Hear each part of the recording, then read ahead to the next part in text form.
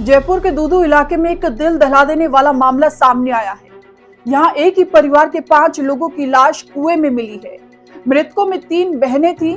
इसके अलावा एक 20 दिन की नवजात और दूसरा 4 साल का मासूम शामिल है। घटना में 2 महिलाएं गर्भवती थी और अपने अजन्मे बच्चे के साथ मर गई। दरअसल दूदू के मीणा मोहल्ले में 25 मई को तीनों सगी बहन 27 साल की कालू देवी, 23 साल की ममता मीणा और 20 साल की कमलेश मीणा बच्चों के साथ बाजार जाने के बहाने निकली थी। लेकिन जब वो वापस घर नहीं आई तो उनके परिवार के सदस्यों ने अलग अलग जगहों पर गुमशुदगी के पोस्टर लगा दिए और शिकायत दर्ज करवाई।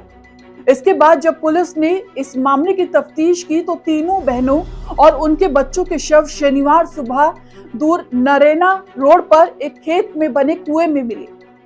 मृतक महिलाओं के पिता ने ससुराल वालों के खिलाफ दहेज के लिए लगातार प्रताड़ित करने का आरोप लगाते हुए केस दर्ज कराया है। हालांकि इस घटना में एक एंगल ये भी सामने आ रहा है कि तीनों बहनें पढ़ाई कर जिंदगी संवारना चाहती थी, जबकि तीनों के अनपढ़ पति शराब के नशे में उन्हें मारते पीटते थे, जिसके चलते तीनों बहनों ने सामूहिक आत्महत्या कर ली। साल 2005 में तीनों बहनों का बाल विवाह करवाया गया और अलग अलग समय पर इनका गौना होने पर ये ससुराल पहुंची। तीनों की शादी एक ही घर में हुई थी। पति ज्यादा पढ़े लिखे नहीं थे, लेकिन तीनों बहनें पढ़ने में होशियार थीं। बड़ी बहन कालू देवी 12वीं क्लास तक पढ़ी, लेकिन बाद में पति के दबाव में पढ़ाई छोड़ दी। वहीं उसके दोनों बहनें कमलेश और ममता ने ससुराल आकर भी पढ़ाई को लेकर हार नहीं मानी।